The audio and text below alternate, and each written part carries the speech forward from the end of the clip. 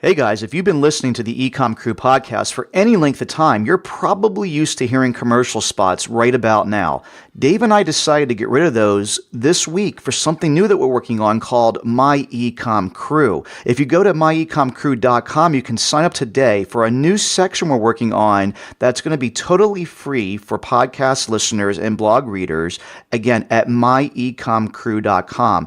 It's a library of free content that we're putting together with videos from all of my talks and several free mini courses along with other downloadable PDF content. Now, if you go there today, it's a little bit barren. We're just getting it started, but there's already a few pieces of great free content, and we're going to be adding a bunch of new stuff every week now through the end of the year. So if you go to myecomcrew.com and sign up today, every time we add something, you'll get notified and you can get started watching some of the free content right now. myecomcrew.com. We'll see you on the inside, guys. This is Mike, and welcome to episode number 115 of the EcomCrew podcast. You can go to ecomcrew.com/115 to get to the show notes for this week's podcast.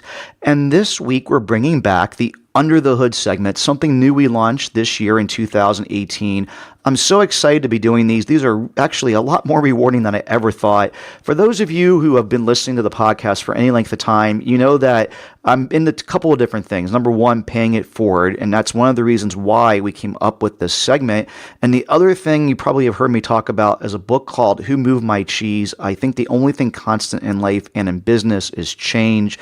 And I don't like to get complacent. I say that moss grows in the forest, it does not grow in our office.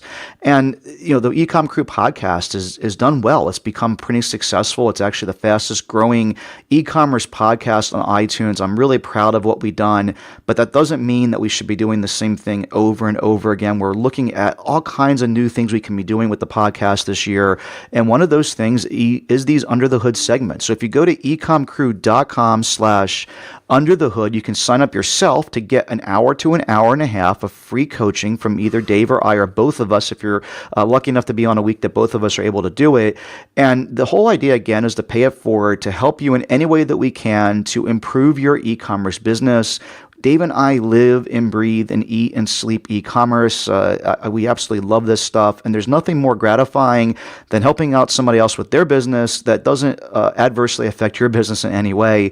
That's the great thing about e-commerce. It's like this multi-trillion-dollar industry, and doing these things doesn't hurt us. The only thing it can do is help by either getting new relationships, new contacts in the industry, or just, again, what goes around comes around. I really believe that.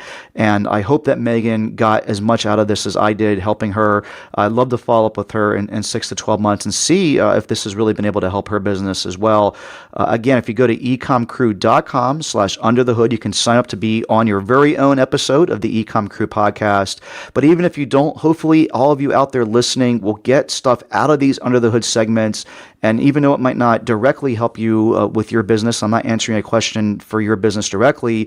Indirectly, I think it will help, because what I've noticed after recording a lot of these segments now is the same theme seems to come up a lot. And I have a feeling that a lot of people out there, it's probably the 80-20 rule.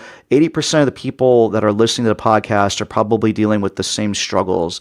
And if you're hearing results or advice about those same struggles, hopefully you'll be able to apply that to your business as well, and hopefully it'll help in your business. That is what we're hoping to get out of these segments. So enjoy this recording with Meghan. It's going to be 2 parts, so it's going to be episode 115 and 116.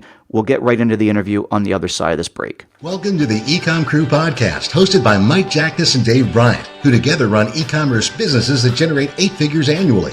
Mike and Dave take pride in running a podcast that isn't just fluff, talking about specific products, problems, and real-world solutions. In the words of one of our favorite reviews, this podcast is like a playbook for e-commerce. You can take any episode and spend the next month trying to implement it. So without further ado, here's the EcomCrew. Hey, Meghan, thanks for coming on the EcomCrew podcast, the Under the Hood segment, and welcome to the show. Hey, Mike, thanks so much for having me. Appreciate it. No problem. I've been enjoying doing these, and I'm excited to talk to you today about your business and what we can help with. So before we get to the help part, let's talk about you just a little bit so I can better understand what you're selling and how much you're selling and where you're coming from and the types of things that you're looking to do. So let's talk first about how you got into e-commerce. I always find that fascinating how people got into this gig. So how did you get into e-commerce? Yeah, absolutely. So the way it started for me was for a long time, for probably since I graduated college and started working a corporate job, I always wanted just a little side business of my own. But I was never actually successful in doing anything but wanting it. And I would come up with all these great ideas of things I was going to do, and I never actually did it. And then about 2 years ago, I was through a couple of different circumstances, first found out about Steve Chu when my wife quit her job, who I know you know, and read his entire blog over the course of 3 or 4 days, which was quite a bit of reading to do. And then found Scott Volkler, the amazing seller, and found out about this whole selling products on Amazon space. And I was just like, I think I can do that. And so I just made a commitment to sit down and work on it a little bit every night, because that was always my problem before, is come up with all these plans and get overwhelmed and never actually do anything. And so it took me a long time to launch that first product, but I did eventually launch a product, and working on number 2 now. So finally made my way to actually starting a business and selling a product. Awesome. Well, congratulations, because the hardest part is always getting started. I go to Steve Chu's event a lot and speak there, and the number one thing I always hear is like, oh, I can't quite figure out what I want to sell.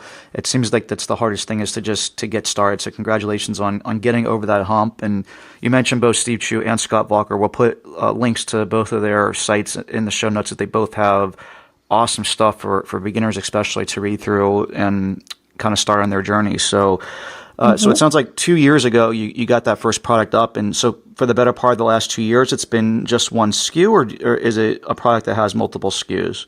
No, it actually took me more like a year to actually launch the first product. So I just started my selling in May of this year, March of this year, one of those M months. I can't remember which now, but I have not yet been selling for a full year. Okay, so as recording this podcast, it's been somewhere between 7 to 9 months you've been up and running with this one SKU. Yeah.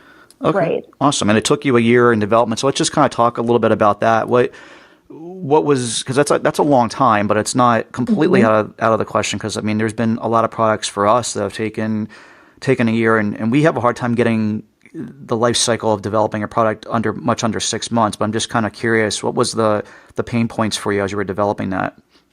Yeah, well, a lot of what you said about people that at Steve's Summit, that it's what do I want to sell? It's trying to figure out how to do product research and even find out what is a good area to focus on. And then I went through the product I'm selling now is the third product that I went to the sample phase with. So I got samples on a few different products. They didn't work out for various reasons. The very first product that I actually tried to sell, I was a mess because I didn't know what I was doing, and my supplier, who would have been my supplier, just completely lost confidence in me, and they're like, you know what, we can't do business together. So that I was probably out for a month, maybe after that. I was just so upset, and I was like, I don't know what I'm doing. This is a disaster. And so eventually I got back in and just restarted looking for products again. And then the second product I wanted to sell didn't work out for other reasons. And so finally I got this third product, but it took me a long time because I was so new to doing product research and to working with suppliers and trying to figure out that whole process that it just took forever. Gotcha. But once I found the product I'm selling now, it was a much smoother process because of what I had been through with those first two. Gotcha. Yeah, that makes a lot of sense. Yeah, I mean, it's a lot of back and forth, and you're questioning everything as everything's new, and what seems like second nature to me now, and probably to you when you're first going through it, it's a huge mountain to kind of climb. Yeah, absolutely. Cool. So you've been up and running for 7 to 9 months. What niche are you in? Is it? I had some notes here, but I didn't quite talk about what's the niche that you're doing. Yeah, I'd say the niche falls under craft supplies. Okay, perfect. Arts and crafts. That's obviously something that we sell as well, which is cool. I think it's a good little niche to be in. And in the like 7 to 9 months that you've been up and running, what's like the revenue that you've been able to get to? So since I've been running, I have done about 9 to 10,000 in sales. My biggest problem has been keeping inventory in stock, which I guess is not a bad thing, but then I get out of the game for so long. So if I was able to order enough inventory that I have been in stock consistently, I'd be triple that easily. But I've been probably out of stock more this year than I've been in stock. So it makes it tough. Yeah, that's definitely tough. And I think that's actually one of the things that you wanted to talk about today. So we'll get into that here shortly. But first off, congrats on getting 9,000 to 10,000 in sales. At least that's you got some numbers up there that you can feel proud of. And again, it's not anything to sneeze at, because again, just getting started and being able to sell through your inventory a couple of times, and if all the problems that you've got right now, I mean, that's a much better one than having a bunch of inventory that you can't sell, right? I mean, I think I'd rather be in that position.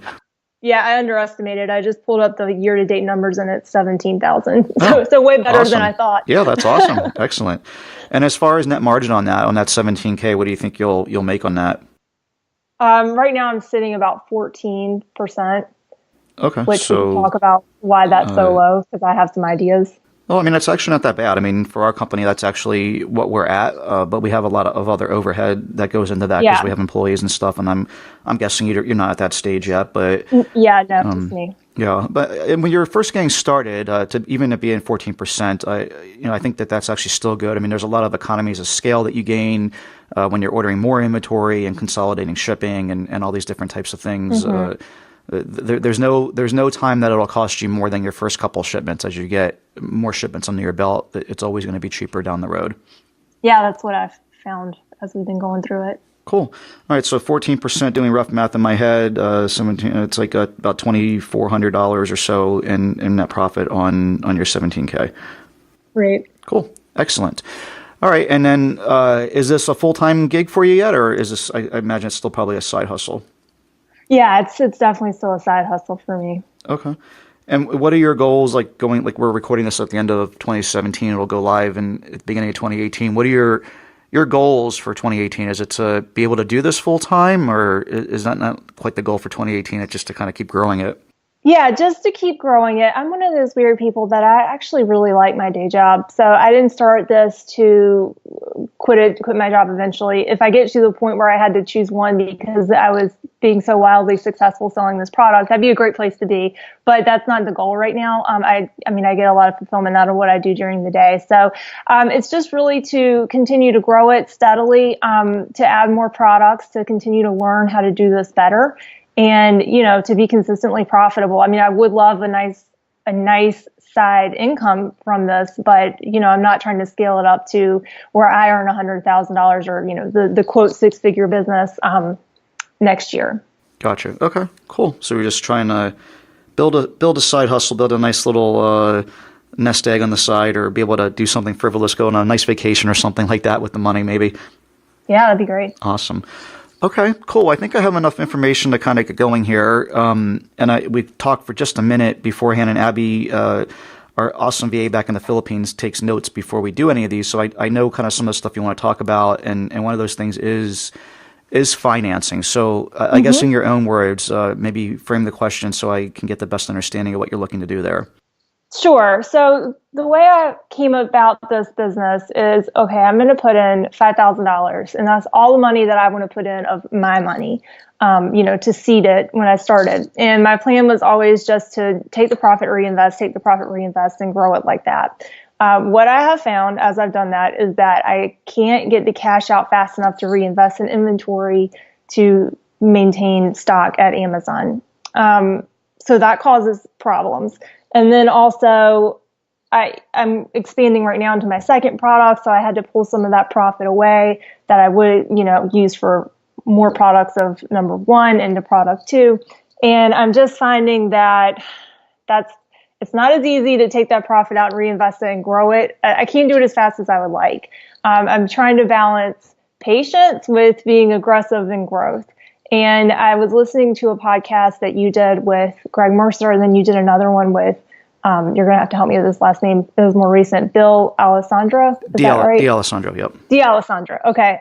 Where you guys pretty much spend the whole time talking about, or you spend a lot of the time talking about financing these companies. And so I just thought it would be helpful for me to kind of wrap my head around what does that actually mean when you're taking on outside financing, whether it's those loans Amazon offers you or, actually going out and getting a business loan. I think I need more sales before I, could support something like that. But what does that actually look like? What is the process involved? What are the pros and cons? of taking on that financing as opposed to just doing it via organic growth? Yep. Awesome question. And definitely can get into that. It's definitely been a journey for me. I think if you were listening to the podcast I did about that, I was very against outside financing to start with. I just at a point in my life where I am very debt averse. I like to pay cash for everything. Don't like any type of credit card debt or car loans or anything like that. It's just kind of a place I'm at in my life. And I look back at all the interest I used to pay before I got disciplined with finances when I was a kid.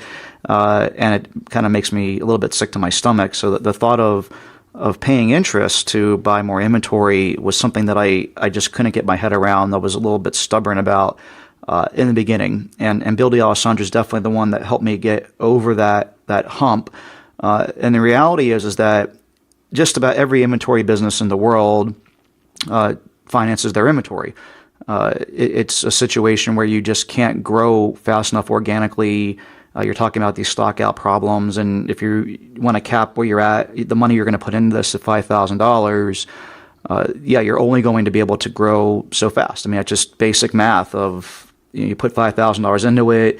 If you're getting 14% net on that $5,000, you're going to, after you sell through your inventory, you're going to have about $5,750 at the end of the day, which is not a bad return. I mean, that's a way better than you would do in the stock market or any other investment. Mm-hmm. But I mean, if you turn that inventory 3 times a year, you're always in this situation where you need to sell through it all before you have enough money to place your next order, and that means you're going to run out because there's this long delay of when you place an order from China to when it actually shows up.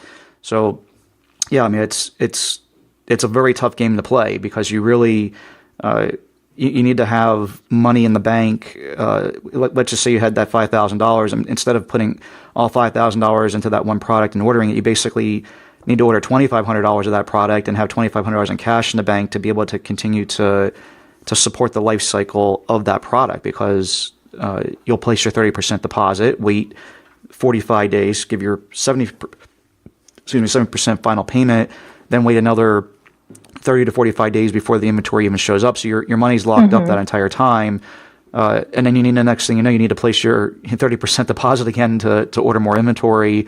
And you just end up in this cycle where you can't get out of that, where you're not growing as fast as you would like. I mean, it's not a bad situation to be in. You're selling through your product, but it's disjointed, because what ends up happening is you run out of stock, you lose all your momentum, you bring this product back in, then you don't know in your mind whether it's going to sell as well the next time, so you end up like second guessing your reorder. It's a very difficult place to be in. So I mean, my recommendation definitely would be to seek some additional financing, whether that's yourself, if you can get the comfort to put more than $5,000 into it, or use something like an Amazon loan or a Cabbage loan, or one of these other resources. And we can talk about the pitfalls and benefits and all those things here. But that's just kind of my overall thoughts, is you definitely need financing. Yeah. And I'm in the same place. Personal debt, we just don't play that game at all. And so it's very hard to not look at this and say, well, I'm just going to run it like a cash business and only spend the cash that's in the checking account. And so it has been for me a really hard, just kind of mental hurdle to get over. But, as I listen to you walk through that and in the other podcasts I mentioned, it is something that I'm like, okay, if we're going to be serious about this and step up and actually, put some more muscle behind it, then that's the way it is going to have to go. Because you're absolutely right. I'm in that cycle right now of, right now for the inventory I've ordered, I've sold through about a third of it. So, okay, I need to place another order. But, I'm afraid that after Christmas, there's going to be a big drop off in sales, and it's going to take a long time to finish out that inventory. And then the factory is going to be like, okay, we need our 70% now. And I'm going to be like, I don't have it, Yeah. And so that is exactly the cycle that you get stuck in. Yeah, I think this is actually the hardest part of running an Amazon business or an inventory-based business. It's not just Amazon, because we obviously have other channels. And, Right. I think that's crazy. I mean, we've been doing this for over 4 years now, and we just had a weekly meeting this morning, and this is always the biggest frustration, the biggest topic that comes up week to week in our business, because you don't always have all the facts, right? You're having to like use a variable like an X or a Y in your assumptions, right? Because you don't know, like you just said, you don't know what are the sales going to be like after Christmas. And this is it's like when I used to play the stock market a lot. I was a professional day trader for a while, and it's just like you always have if in every statement. It's like, if I bought it then, or if I sold it then, I could have made this, I could have done that. So it was like if and could have. And it's the same thing with inventory, like, because you're just like, well, what are my sales going to be? If my sales are going to be this after the holidays, then I need to order this much. If they're going to be this, I need to order this much. And without any historical data, yeah, it's definitely, it's really tough. It's definitely like a mental right. mind. I always like use a curse word here, but like it's a mind F, right? Because it just it is. I mean, it's definitely really tough. I mean, so we've been able to get the confidence of err on the side of caution of ordering too much, because I know in our business that I'd rather have more inventory and it take a little bit longer to sell through it than to run out, because there's a few reasons why. The first reason would be, if I have enough inventory, now I'm actually gathering data that I would never have otherwise. If I run out and I get it back in, I run out, get back in, I'm never going to know, like, for the next year or the year after that, exactly how much I really need to forecast for the following year. So like for me, like the data is worth something alone. Number two, if I'm running out, like I'm losing sales, like, so I can't turn a profit on something that I don't have in stock. But yes, there's obviously an opportunity cost if I order too much and it's just sitting around. But I have confidence in my product that it's never going to sit around forever. Like, I'm going to sell through it. Like, worst possible case scenario, like in an absolute miserable failure, like I order way too much, I'll sell it within a year. And even at 14% return, like what you're talking about here, like on a 14% net profit, that's still like way better than pretty much any other investment. Like, I mean, you can't really make 14% anywhere else. So, and that's like if things go really, really wrong. I mean, the reality is that you should be able to turn it at least twice a year. Like, it might take 6 months to sell instead of 3 or 4 months. And if you can, even in that bad case scenario where you're turning it twice a year, now you're at 28% return on your investment, which is better than almost any year on the stock market, even if you like played it exactly perfectly. And that's like how I justify things in my mind. It's like, what else could I be doing with my money right now? I know that even if it goes badly, it's still going to go better than my best case scenario of investments in a traditional investment like the stock market or real estate. So that's just how I internalize it, but everyone's a little bit different. And then you like add the interest component on top of it, where like now you're paying for money on top of it, which we do. I mean, we have almost 7 figures in loans at this point. We're getting close to that. But I realized that because of the financing, I've been able to exponentially grow my business. And eventually, what's been able to happen is I've gone from $2.5 million to $5 million. We'll hopefully go from 5 to 10 and 10 to 20. That would happen organically. I'd still be sub $1 million right now, like way under $1 million. So the reality is that when we go to sell the business, it's going to be over the same amount of time, the same amount of work and everything. We have a business that's worth exponentially more because of the financing, and the interest on that debt is a small price to pay when you look at how parabolic our business has been able to grow over that time period. So that's just one man's way of looking at those numbers and being able to justify it. And obviously you have to have a comfort level yourself that's a better thing for you to do for you and your family. It's certainly not my advice for what you to do, but that's how I've dealt with it personally, I guess. Yeah, absolutely. So you said like 7 million, or not 7 million, sorry, 7 figures close to in outstanding debt right now, which, is a huge number. But that's not where you started. So can we go back to like that first loan you took out, and how did you decide, one, to take it, two, what did you spend it on? Inventory? Was there anything else that you spend financing on? Like, how did you get started in the process? Yeah. So the first loan that we took was from Amazon. Actually, the only loans we still take are from Amazon. Okay. And I also, that should rephrase. I actually had a loan that I got from a personal friend. I'll talk about that as well. But the first loan I took was from Amazon. And I believe the first loan I took from them was it was at a really high interest rate. I think it was 16.9%, which I had a really hard time getting my head around. But the reality, again, is you look at that, let's just say it's a $100,000 loan. I'm paying $16,900 for the year. If I was to keep out the whole $100,000, which you're paying it down, so it's less than that. But the reality is, again, like if you look at your net profit margin, as long as your net profit margin is equal to or greater than the interest rate, you should always be taking the loan, because as long as you're staying ahead of the interest curve, it absolutely makes sense, at least again in my mind, because again, you're growing your business, and when you go to sell your business, when you put a multiple on your business, the interest is always going to be an add back. So like you're not going to, whatever interest rate you're paying, whatever interest expenses you pay, when you go to sell your business, that's not going to be factored into the multiple. They'll take that out. So when you go to pay out that loan, the interest rate, you'll get all that back, and then a multiple of 3 or 4, whatever you can get on your business. So, and it's also deductible. The interest is deductible. So it actually, the end result is that whatever rate you're paying is going to be less than the rate that's advertised on the paper, right? So, okay.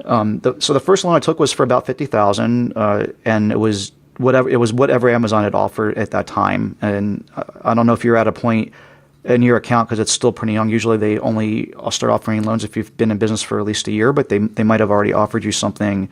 So you would have that like right on your dashboard. If it was available, it would be right on your dashboard, and they would just show you the terms and what they're willing to offer you, and it would be right there. So for us, to answer the other part of your question, I never take financing on anything but inventory. And so to me, I look at it as kind of like when the U.S. used to be on the gold standard. I mean, for every dollar that was out there in circulation of a U.S. dollar, there was a dollar worth of gold at Fort Knox or somewhere else. So to me, I look at inventory as that same balance, and I only will go up to 80% of the value that I've purchased, just to make sure that we are leaving ourselves some leeway there. So that's the way that I treat it. I don't ever use financing to pay for employees' salaries or some type of advertising campaign or any other like expense like that, because the risk is way too high. If you hire an employee and it doesn't work out well, and you have this debt now to pay, it's very hard to service it. Versus the inventory, whenever you buy inventory, for us, we've had a much greater than 80% chance or success rate. And now we have kind of a machine kind of going as well, because like as you keep on building upon this, your risk gets lower and lower, because we're more diversified and we have more data and we're making more intelligent decisions than we did when we were first getting started. So that's the way that I've treated the financing part. And then as far as each loan from Amazon that they've offered, we've taken. The rate gets better over time. And then we also had a friend of ours that I knew from another business that gave us a line of credit up to $500,000. And that was an interest-only agreement that we had, which was awesome, because when you're first ordering the inventory, you're paying a 30% deposit, having to make a payment on more than the interest, having to pay principal down during that period. When you're first getting started, it's tough because you don't have any sales on it yet. And then obviously when you make the final payment, that first month after you make your final payment, it's hard to service that debt because you've paid for it, but you don't have any ability to sell it for the first 30 days while it's sitting on a boat coming across the ocean. Right. It's pretty difficult. So luckily we were able to come up with a method of doing interest only with that friend. So it was very easy to service that debt. And then as we sold through all of our inventory and got in a place to where now we've since paid off that loan completely with him, but it's still there. So like in 2018, we're going to be ordering a bunch of more product. That's a line of credit that we're going to tap again in the same way. Okay, right. And lines of credit work like that. They just can sit there until you need them, and it's just something good to have as an option. So that's a good use of taking advantage of your network and your contacts and things, and maybe other people, like I wouldn't have access to that right now, which is fine, but it's a smart use of resources that are around you. So yeah, that's an interesting other option I hadn't really thought of.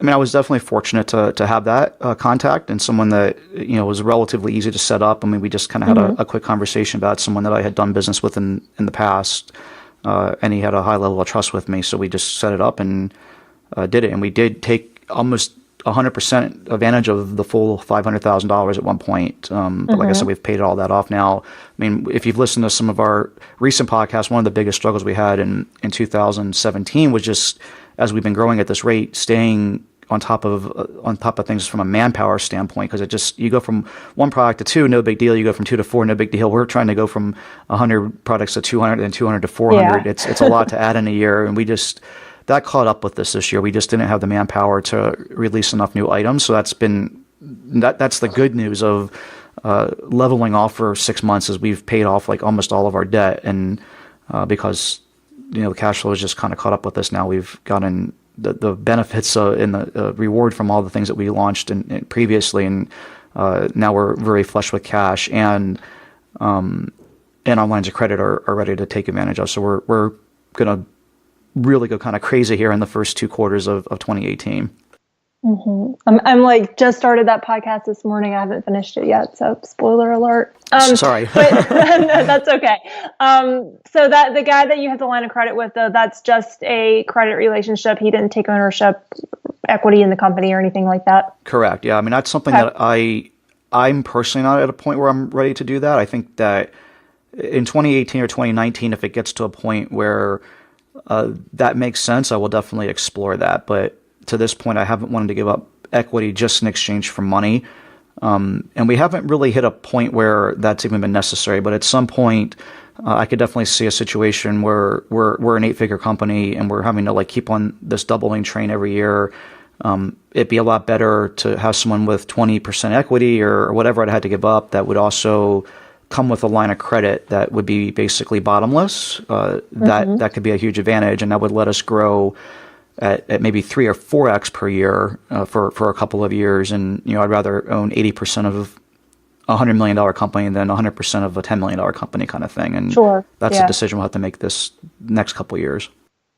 And that's a wrap for now. As you guys know, this is a 2-parter, so we'll be back next Monday with part 2. Part 2 will be episode number 116 of the EcomCrew podcast. We try to keep these episodes to about 30 minutes. That seems to be about the bite-sized chunk of attention that people have these days. It's also the average commute and a lot of other things. So studies have shown that 30-minute podcasts seem to do the best. So we'll be back with part 2 next week on Monday, and you can hear the rest of this interview with Meghan. I hope you guys enjoyed part 1.